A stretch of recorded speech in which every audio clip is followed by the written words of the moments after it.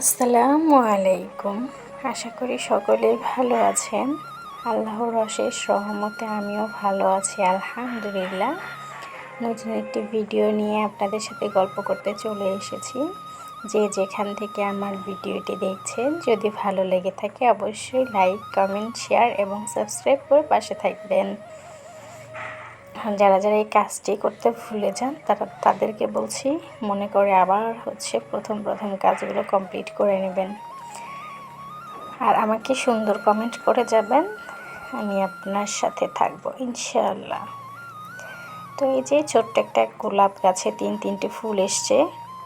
এই ফুল একটা ঝরে গেছে, আর একটা আমার মেয়েই আর কি ছিঁড়ে ফেলছে, আর একটা আস্ত আছে ভালো। আর এখানে আমার মেহেদি গাছ রোপণ করেছিলাম ছোট্ট একটা চারা থেকে। সেই চারা থেকে সাইডে আবার দেখছি একটা মরিচ গাছও হয়েছে। কীভাবে হয়েছে আমি জানি না। এখানে কিন্তু কোনো কিছু বিচি টিচি দেওয়া ছিল না। তো যাই হোক, একটা হয়ে গিয়েছে। এখানে আবার দুটো মরিচও এসেছে। খুব বেশি কিন্তু ভালো লাগছে। আর আমার মেয়ে কী করছে জানেন না তো, আমার মেয়ে ওই মরিচও খেয়ে নিছে। খেয়ে নিয়ে ঝাল কিছু বলে না, জানে বললে বকা দিব, সেজন্য আর কিছু বলে না। চুপচাপ আসছে আর আমাকে বোঝাচ্ছে, আম্মু ঝাল বোঝাচ্ছে। সে মুখ কেমন করতেছে আর বোঝাচ্ছে। পরে আমি দেখে না বোঝার ভান করে আসি। বাচ্চাদের সাথে কখনোই ওগুলো নিয়ে আহ্লাদি করতে গেলে দেখা যায় ওর বাচ্চাগুলো অনেক বেশি আহ্লাদি হয়। আমি অনেক ভিডিওতেই বলেছি যে আমার মেয়েটা এত লক্ষ্মী, মাশাআল্লাহ আলহামদুলিল্লাহ। আমার মেয়ের বয়স মাত্র 18 মাস চলছে। এই মেয়েটা যে এত লক্ষ্মী, ওর পাপাকে এখনই ভাত প্লেটে বেড়ে দেবে। যদি আমি বলি মাম্মা তোমার পাপাকে রাইস বেড়ে দাও, তাহলে খুব সুন্দর করে প্লেট নেবে, চামচ নেবে, নিয়ে ভাত কেমন একটা বড় মানুষ কীভাবে কাজ করে সেম কাজটাই করে। আবার ভাত দিছে, তরকারি দেবে, আবার ভাত দিয়ে কি করবে, ঢাকনা দিয়ে পাতিলে যদি ভাত থাকে তাহলে পাতিল ঢেকে রাখবে, যদি বোলে ভাত থাকে বোলটা ঢেকে রাখবে। আমি কিভাবে ঢেকে রাখি সেগুলো সব কিছু আমার মেয়ে খেয়াল করে। আসলে এত 18 মাসের বাচ্চা এত বেশি লক্ষ্মী আর এত বেশি কাজের প্রতি কি বলবো। আমি যদি কখনো কাটা বাছা করতে যাই তো তখন সাথে সাথে আমার সাথে কাজ করতে লেগে যাবে। সবজি কাটলে সেগুলো ধুয়ে দেবে। ভাববেন যে আমি মনে হয় বানিয়ে বানিয়ে বলতেছি, একদম না, সত্যি কথা। আমি এই কাজগুলো আমার সাথে করে দেয়। তো এই যে এইখানে আমার হাজব্যান্ড বাবুর জন্য 5টা চিপস নিয়ে এসছে। রাতে 2টো খাওয়া হয়ে গেছে। আর এখানে আমার জন্য এই যে এই খাজা, তিলের খাজা, আর যে পিনাট, এগুলো নিয়ে আসছে যেন আমি খাবো। তো দেখেন অনেকগুলো নিয়ে আসছে। আমি তো খুব খুশি হয়েছি যে এতগুলো নিয়ে আসছে। আর এগুলো খেতে কিন্তু আমার কাছে অনেক মজা লাগে।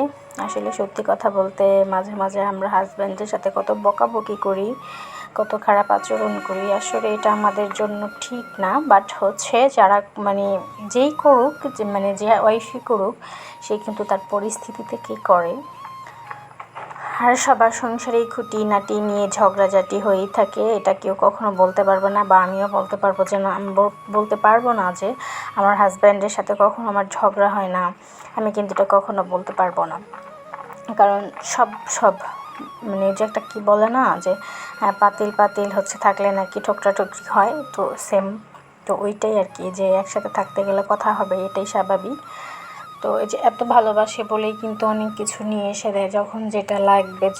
সেম টাইমে যদি না আনতে পারে আর খুব বেশি ব্যস্ত থাকে তো রাতে যখন বাসায় ফিরবে তখন নিয়ে আসবে।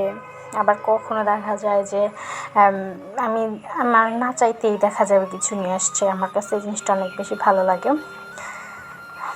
তো আসলে হাজব্যান্ডের থাকা দুনিয়াতে থাকার বেঁচে থাকলে আমরা কেউ কখনো বুঝি না, আর যখন না থাকবে তখনই হয়তো বা আমরা বুঝবো। কিন্তু সেই ফিলটা যদি এখন নিতে পারতাম তাহলে প্রত্যেকটা হাজব্যান্ড ওয়াইফকে, ওয়াইফ হাজব্যান্ডকে খুব বেশি রেসপেক্ট করতো, খুব বেশি ভালো রাখার চেষ্টা করতো।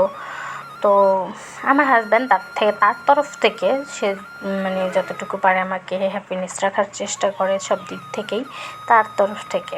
এখন আমি এটাতে সন্তুষ্ট হলাম কি হলাম না সেটা আমার সমস্যা, সেটা তো আর তাকে দোষারোপ করে আমার লাভ নেই, তাই না? তো সে যথেষ্ট চেষ্টা করে আমাকে সব কিছু দেওয়ার, আর যতটুকু দেয় তাতে আমি খুশি।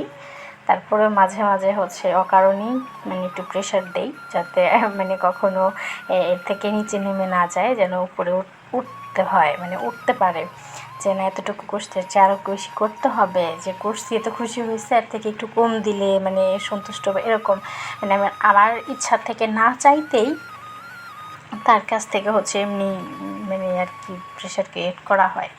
এটা আমি করি যেন মানে সে কখনো নিচে নেমে না যায়।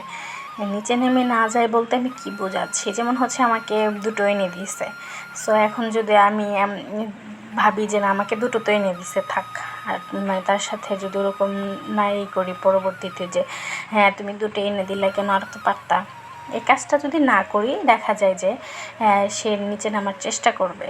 এটা সবার ক্ষেত্রে হয় কি না জানি না, বাট আমি এটা করি যেন কখনো এরকম না হয়। তো যাই হোক, এখানে হচ্ছে আজ আমার সব পটল রেসিপি, পটল ভর্তা করলাম, যে আজকে ভাজি করছি, রান্না করছি, সাথে একটু ভর্তা করে নিই, সেজন্য আর কি ভর্তা করলাম। আর এদিকে একটু তরকারি রান্না করে নিলাম, পটল ভাজিও করে নিয়েছি। তো আমার ভিডিওটি আপনাদের কাছে কেমন লেগেছে অবশ্যই কমেন্ট করে জানাবেন, আর যদি ভালো লেগে থাকে আমার সাথে কিন্তু থেকে যেতে পারেন। তো সকলেই ভালো থাকেন, সুস্থ থাকেন, আল্লাহ হাফেজ। গল্প করতে করতে আজকে এখানেই বিদায় নিচ্ছি। Tata, bye bye.